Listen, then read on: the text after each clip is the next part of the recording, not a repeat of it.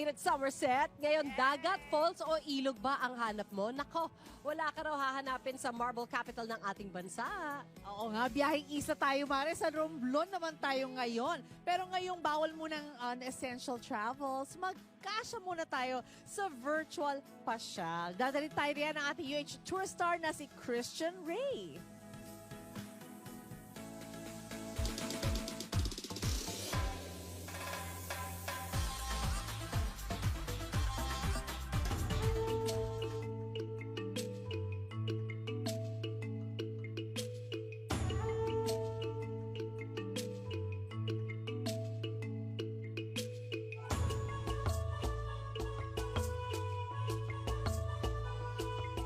Good morning mga kapuso! Ako nga pala si Christian Rabino Ray, ang tourist star ng Romblon.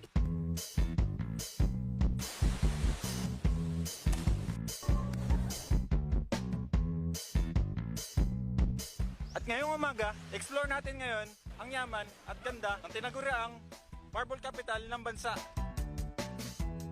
Tara na at mamasyal dito sa Romblon!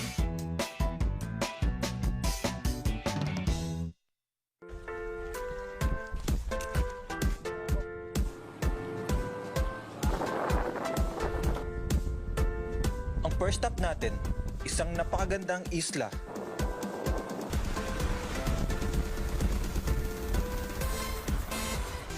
So yun, bali yung biyahe namin halos 25 minutes lang siguro kasi nasa tapat kami ng isla.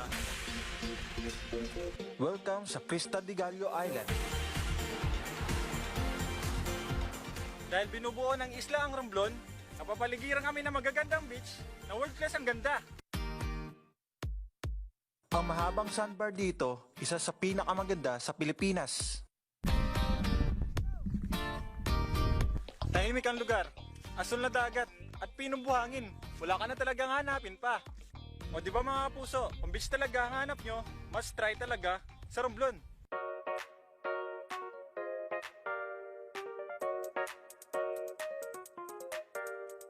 Alam nyo ba na dito sa Romblon, makikita rin ang iba't ibang nagagandahang mga waterfalls.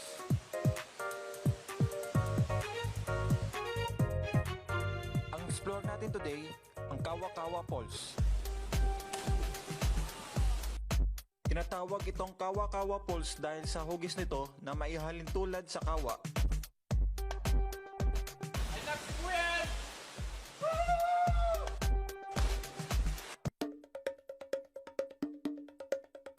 Ang next stop natin, ang Cantingas River. Alam nyo ba na ang ilog na ito ang isa sa mga pinakamalinis na inland body of water sa buong Pilipinas?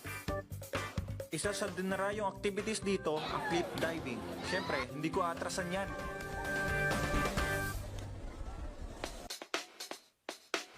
Ang isa sa mga pinakamasarap gawin dito ay ang biking. Nandito tayo ngayon sa pier ng Kayjokan.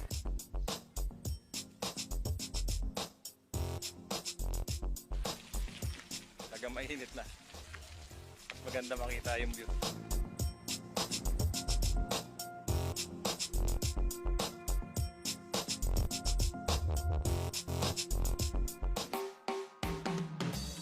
Ngayon, try naman natin ang hiking. Para makita ang ganda ng Romblon, pwedeng-pwede bisitahin dito ang Kayjokan View Deck. Tara, punta na natin.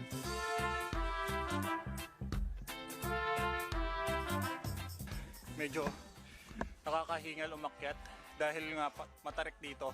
Sulit naman yung pag-akyat. Ayan. Kayjokan Town.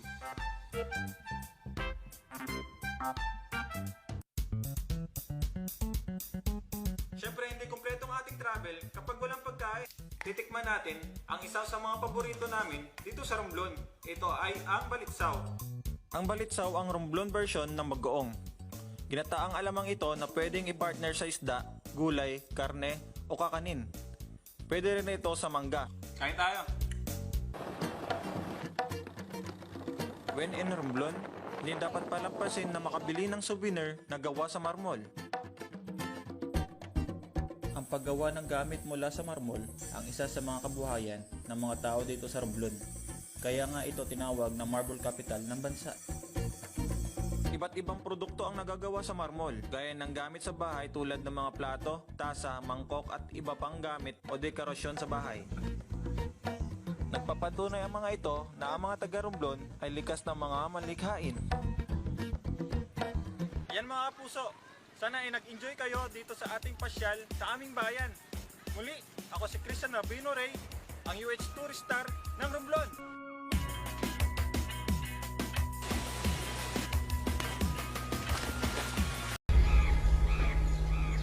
After this.